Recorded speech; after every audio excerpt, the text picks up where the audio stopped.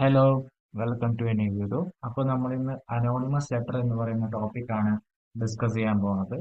So ഇന്നത്തെ ടോപ്പിക്കിൽ എന്തൊക്കെയുണ്ടെന്ന് നോക്കാം.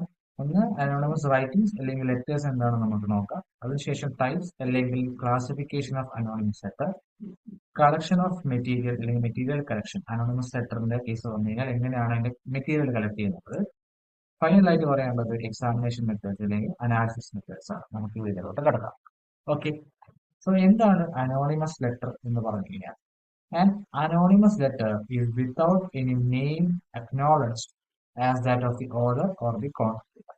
അതായത് ഓതർഷിപ്പ് എന്താണ്, അൺനോൺ ആണ്. ഓക്കെ. ഓതർഷിപ്പ് ഇല്ലാത്ത ലെറ്റേഴ്സ് ആണ് അനോണിമസ് ലെറ്റർ എന്ന് പറഞ്ഞു കഴിഞ്ഞാൽ. മലയാളത്തിൽ പൂമക്കത്ത് എന്ന് പറയും. അതിനൊന്നുണ്ടാവില്ല, പേരുണ്ടാവില്ല, അഡ്രസ് ഉണ്ടാവില്ല, അല്ലേ? ആ ഓതറിനായിട്ട് റിലേറ്റ് ചെയ്യുന്ന ഒരു കാര്യങ്ങളും അതിൻ്റെ അത് കൊടുത്തിട്ടുണ്ടാവില്ല, ജസ്റ്റ് കണ്ടന്റ് ആയിരിക്കും. ഓക്കെ, അതാണ് അനോണിമസ് ലെറ്റർ എന്ന് പറഞ്ഞത്. If however the letter is indecent, threatening or in any way likely to cause a breach of the peace, then the writer puts himself in peril of legal proceedings. അതായത് നമ്മൾ ഒരുപാട് കാര്യങ്ങൾക്ക് anonymous letter use ചെയ്യാറുണ്ട്, അല്ലെ? ചിലപ്പോൾ ഫ്രണ്ട്സിനെ പറ്റിക്കാൻ വേണ്ടിയിട്ട് യൂസ് ചെയ്യാറുണ്ട്, അല്ലെങ്കിൽ അങ്ങനെ കുറെ തമാശ രൂപേണ എന്തൊക്കെ ചെയ്യാറുണ്ട്. പക്ഷെ ഇൻ കേസ് ഈ പറഞ്ഞ ലെറ്റർ, അതിലെ കണ്ടന്റ് ത്രട്ടണിങ് എന്ന് പറയുമ്പോൾ ഒന്നിക്കൽ അത് എഗെയിൻസ്റ്റ് നേഷൻ ആവാം, അല്ലെങ്കിൽ എഗെയിൻസ്റ്റ് സൊസൈറ്റി ഓർ പേഴ്സൺ. ഇങ്ങനത്തെ കേസുകൾ വന്നു കഴിഞ്ഞാൽ, അതായത് എഗെയിൻസ്റ്റ് ലോ ആയി കഴിഞ്ഞാൽ, ലൈക്ക് എന്തെങ്കിലും ഭീഷണി മുഴക്കുക, അല്ലെങ്കിൽ സൊസൈറ്റിനെ ഡിസ്റ്റർബ് ചെയ്യുന്ന രീതിയിൽ ലൈക്ക് ത്രട്ടണിങ് മെസ്സേജ് കൊടുക്കുക, ബോംബ് ഭീഷണികൾ കൊടുക്കുക. ഓക്കെ, അങ്ങനത്തെ കേസുകൾക്ക് വന്നു കഴിഞ്ഞാൽ ആരാണ് റൈറ്റർ, ഇൻ കേസ് ആ റൈറ്റർ പിടിക്കപ്പെട്ട് കഴിഞ്ഞാൽ ഈ ഹിംസെൽഫ് ഇൻ പേരിൽ ഓഫ് ലീഗൽ പ്രൊസീഡിങ്സ്, അല്ലെ? അദ്ദേഹത്തിനെതിരെ കേസ് പോകും. അതാണ് ഈ സെന്റൻസ് ഉദ്ദേശിക്കുന്നത്. ഓക്കെ. അടുത്തത് ടൈപ്സ് അല്ലെങ്കിൽ ക്ലാസിഫിക്കേഷൻ ഓഫ് അനോണിമസ് ലെറ്റർ. ഒന്നാമത്തെയാണ് ബ്ലാക്ക് മെയിലിംഗ് ലെറ്റേഴ്സ്. കേട്ടതാണ്, കാണുന്നതുമാണ് ബ്ലാക്ക് മെയിലിംഗ് ലെറ്റേഴ്സ് കൊടുക്കുന്നത്, അല്ലെ? അടുത്തത് ത്രട്ടണിങ്. ബ്ലാക്ക് മെയിലിംഗ് എന്ന് പറയുമ്പോൾ ഒന്നിക്കൽ എന്താവാം, റൂമർ ആവാം. ഓക്കെ, റൂമർ എഴുതിയിട്ടാവാം, അല്ലെങ്കിൽ എന്തെങ്കിലും നെഗറ്റീവ് കമന്റ്സും ആവാം. അതെന്താണെന്ന് പറയാം. ഓക്കെ. അടുത്തത് threatening letters. Threatening letters against law ആണെങ്കിൽ നേരത്തെ പറഞ്ഞ പോലെ ആ പർട്ടിക്കുലർ പേഴ്സണെതിരെ ഉണ്ടാവും, കേസ് പോകും. അടുത്തത് ലെറ്റർ ഓഫ് റിവെഞ്ച് ആണ്. ഇത് നമുക്ക് ത്രട്ടണിങ് ലെറ്റേഴ്സിന്റെ ഒരു കാറ്റഗറി തന്നെ കൊടുത്താൽ ലെറ്റർ ഓഫ് റിവെഞ്ച് എന്നൊക്കെ പറയും. അത് സെയിം കാറ്റഗറി തന്നെ വേണം. അടുത്തത് ലെറ്റർ ഓഫ് റെക്കമെൻഡേഷൻ, അല്ലേ? Letter of recommendation. അടുത്തത് സ്പൈറ്റ്ഫുൾ ലെറ്റേഴ്സ്. സ്പൈറ്റ്ഫുൾ ലെറ്റേഴ്സ് എന്താണ്, ബ്ലാക്ക് മെയിലിന്റെ ചെറിയൊരു ഭാഗം ആണ്. കാരണം വെച്ച് കഴിഞ്ഞാൽ ഇതിലാണ് മെയിനായിട്ട് നെഗറ്റീവ് ആയിട്ടുള്ള കമന്റ്സ് എഴുതുക, അല്ലെങ്കിൽ റൂമർ എഗെയിൻസ്റ്റ് എ പേഴ്സൺ. മെയിനായിട്ട് ഇതിലാണ് വരിക. സ്പൈറ്റ്ഫുൾ ലെറ്റേഴ്സിലാണ് ഈ പറഞ്ഞ കാര്യങ്ങളുള്ളത്. ഓക്കെ, ആൾക്കാരെ കുറിച്ച് മോശം പറയുക, നെഗറ്റീവ് കമന്റ് എഴുതുക, ഓക്കെ, റൂമർ പരത്തുക, ഇതൊക്കെയാണ് സ്പൈറ്റ്ഫുൾ ലെറ്റേഴ്സ് എന്ന് പറയുന്നത്. ഇത് സ്റ്റോപ്പ് ചെയ്യില്ല. ഇനി അടുത്തത് അതിന്റെ കളക്ഷൻ ഓഫ് മെറ്റീരിയൽ ആണ്.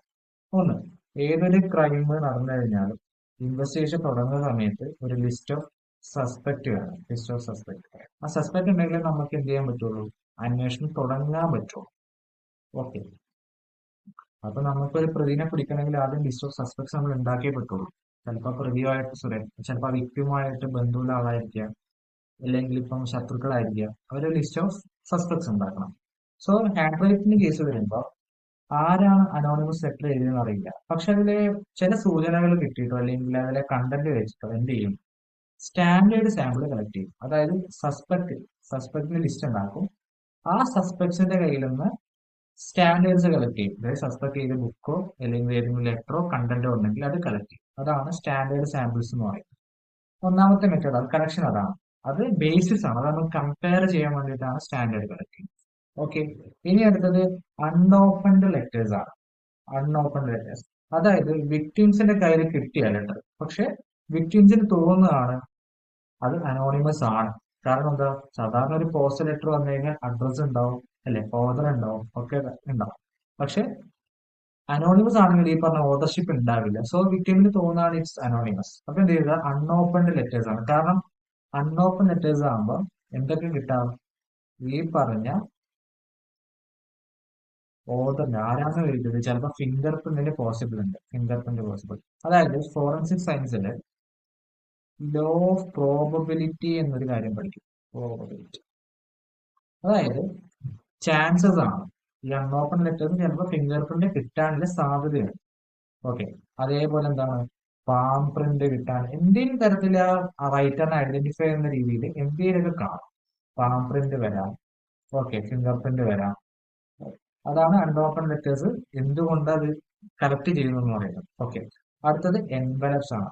എൻവലപ്സ് എൻവലപ്സിൽ എന്താണ് ചിലപ്പം ഈ പറഞ്ഞ പോസ്റ്റൽ ആണെങ്കിൽ, ഇപ്പോ ഇൻ കേസ് പോസ്റ്റൽ അയക്കുവാണെങ്കിൽ ഏത് പോസ്റ്റ് ഓഫീസിൽ നിന്നാണ് ഈ പറഞ്ഞ ലെറ്റർ സെൻഡ് ചെയ്തത് നമുക്ക് കണ്ടുപിടിക്കാൻ പറ്റും അല്ലെ, എൻവലപ്സ് ഒക്കെ ആണ്.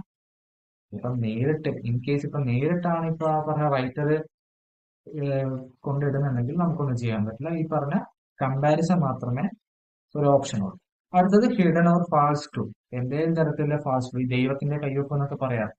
അതിൽ അങ്ങനെ രീതിയിൽ എന്തെങ്കിലും ഒരു ക്ലൂവോ അല്ലെങ്കിൽ എന്തെങ്കിലും തരത്തിലുള്ള എവിഡൻസോ ഉണ്ടെങ്കിൽ അതും കളക്ട് ചെയ്യും. ഇനി അടുത്തത് അതിന്റെ എക്സാമിനേഷൻ പാർട്ടാണ്. ഒന്ന്, look for differences and similarity. Look for differences and similarity. Compare like with like. ഈ കമ്പയർ ലൈക്ക് ഫോറൻസിക്കിന്റെ വേറൊരു പ്രിൻസിപ്പിൾ ആണ് പ്രിൻസിപ്പിൾ ഓഫ് കമ്പാരിസൺ. ടോട്ടൽ ഒരു 7 പ്രിൻസിപ്പിൾ ഉണ്ട്. ആ 7 പ്രിൻസിപ്പിൾ വെച്ചിട്ടാണ് എന്ത് ചെയ്യുന്നത്, ഫോറൻസിക്കിന്റെ ഒരു ബേസ് നടക്കുന്നത്. ഓക്കെ, അതിൽ കമ്പയർ ലൈക്ക് വിത്ത് അല്ലെങ്കിൽ പ്രിൻസിപ്പിൾ ഓഫ് കമ്പാരിസൺ ആണ്. അതായത് കെർസീവ് റൈറ്റിംഗ് കെർസീവ് മാത്രമേ കമ്പയർ ചെയ്യാൻ പറ്റുള്ളൂ. അതായത് ഏതിന്റെ ലെറ്റർ കെർസീവ് ആണെങ്കിൽ വേറൊരു കെർസീവ് ആയിട്ട് അത് കമ്പാരിസൺ നടക്കും. ഓക്കെ, ഇപ്പം ബോയ് ആണെങ്കിൽ വേറൊരു ബോയ് ആയിട്ട് കമ്പാരിസൺ നടക്കണം, ബോയ്സ് വേറൊരു ഗേളുമായിട്ട് കമ്പാരിസൺ നടക്കില്ല നടത്താം. അതായത് കമ്പയർ ലൈക്ക് വിത്ത് ലൈക്ക്. അടുത്തത് ക്യാപിറ്റൽ ലെറ്റേഴ്സ് വിത്ത് ക്യാപിറ്റൽ ലെറ്റേഴ്സ്. എന്തുകൊണ്ട് ഇങ്ങനെ ചെയ്യുന്നത്? കാരണം ഇപ്പം എല്ലിൽ ഇങ്ങനെ എഴുതിയിട്ടുണ്ടെങ്കിൽ ഓക്കെ, സസ്പെക്ടിന്റെ സാമ്പിൾ അല്ലെങ്കിൽ കൺട്രോൾ സാമ്പിൾ ഇതേ രീതിയിലാണെങ്കിൽ എന്താ ഒരു പോസിബിലിറ്റി ഉണ്ട് അല്ലെ, ഒരു പോസിബിലിറ്റി ഉണ്ട് writer must be the suspect. Okay, അടുത്തത് ലാക്ക് ഓഫ് സ്പോണ്ടേനിറ്റി ആണ്. ലാക്ക് ഓഫ് സ്പോണ്ടേനിറ്റി അല്ലെങ്കിൽ കണ്ടിന്യൂറ്റി. കണ്ടിന്യൂസ് ആയിരിക്കില്ല, സ്പോണ്ടേനിയസ് ആയിരിക്കില്ല. ഓക്കെ, ഇനി അടുത്തത് സൈസ് ആണ്, ലെറ്ററിന്റെ സൈസ്. ഇപ്പൊ ഫോർ എക്സാമ്പിൾ അനോണിമസ് ലെറ്ററിൽ സ്മോൾ സൈസിലെ ലെറ്റേഴ്സ് ആണ്. ഓക്കെ, സ്മോൾ സൈസ് ലെറ്റേഴ്സ് ആണ്. നമ്മൾ കളക്ട് ചെയ്ത സാമ്പിളും സിമിലർ ആയിട്ട് സ്മോൾ സൈസ് തന്നെയാണ്. സ്മോൾ സൈസ് തന്നെയാണ്. ഇത് ക്വസ്റ്റ്യൻ്റെ, ഇത് control sample. Okay, so control sample എന്താണ്, സ്മോൾ സൈസ് തന്നെയാണ്. അപ്പോൾ ഒരു പോസിബിലിറ്റി കിട്ടി, ഒരു പോസിബിലിറ്റി കിട്ടി. അടുത്തത് ആംഗിൾ ഓഫ് സ്ലാന്റ്.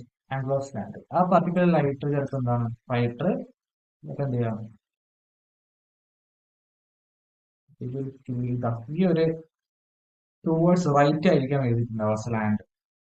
സിമിലർ എന്താണ് കൺട്രോൾ സാമ്പിളിൽ നമുക്ക് കണ്ടു. അപ്പൊ രണ്ടാമത്തെ പോസിബിലിറ്റി. അടുത്തത് subconscious habit of writer എന്ന് പറയാൻ കാരണം ഇൻഡിവിജ്വൽ ക്യാരക്ടറിസ്റ്റിക്സ് പഠിച്ചിട്ടുണ്ട് ഇല്ലേ, ഇൻഡിവിജ്വൽ ക്യാരക്ടറിസ്റ്റിക്സ് അല്ലെ, ഒരുപാട് ഇൻഡിവിജ്വൽ ക്യാരക്ടറിസ്റ്റിക്സ് നമ്മൾ പഠിച്ചിട്ടുണ്ട്. അതിൽ ഫോർ എക്സാമ്പിൾ ഇപ്പൊ ഐന്ന് ഇങ്ങനെ എഴുതുകയാണ്. ഓക്കെ, ഡയട്രിക്സ് എന്നൊരു കാര്യം പറഞ്ഞിരുന്നു, ഐ. സിമിലർലി കൺട്രോൾ സാമ്പിൾ എന്താണ്, ഐ സിമിലർ ഫോമിൽ തന്നെയാണ്, സിമിലർ ഫോമിൽ തന്നെയാണ്. സോ റൈറ്റർ അറിയാതെ റൈറ്ററിന്റെ ഇൻഡിവിജ്വൽ ക്യാരക്ടറിസ്റ്റിക്സ് എന്ത് വന്നു, ആ ലെറ്ററിൽ വന്നു. സോ അടുത്തൊരു പോസിബിലിറ്റി ആയി. ഓക്കെ, അപ്പം ഇത്രയും കാര്യങ്ങളാണ് മെയിൻ ആയിട്ടുള്ളത്. അപ്പൊ ഓർത്ത് വെക്കേണ്ടത്, ഒന്ന് കേഴ്സീവ് ആയിട്ട് കമ്പയർ ചെയ്യുക, ക്യാപിറ്റൽ ആയിട്ട് കമ്പയർ ചെയ്യുക, അത് കോമൺ ആണ്, പ്രിൻസിപ്പൾ ഓഫ് കമ്പാരിസൺ. അടുത്തത് സ്പോണ്ടേനിയസ് ആണോ ഇല്ലയോ നോക്കുക by comparing anonymous and control. അടുത്തത് സൈസ്, ലെറ്ററിന്റെ സൈസ്, അതുപോലെ തന്നെ നമ്പറിന്റെ സൈസ്. അടുത്തത് ആംഗിൾ ഓഫ് സ്ലാൻഡ്, റൈറ്റ് ആണോ ലെഫ്റ്റ് ആണോ സ്ട്രെയിറ്റ് ആണോ സ്ലാൻഡ് ഉള്ളത്. അടുത്തത് subconscious habit of the writer, അതായത് റൈറ്ററിന്റെ ഇൻഡിവിജ്വൽ ക്യാരക്ടറിസ്റ്റിക്സ്. സോ ഇത്രയുമാണ് അനോണിമസ് ലെറ്ററിൽ പറയാനുള്ളത്. Thank U.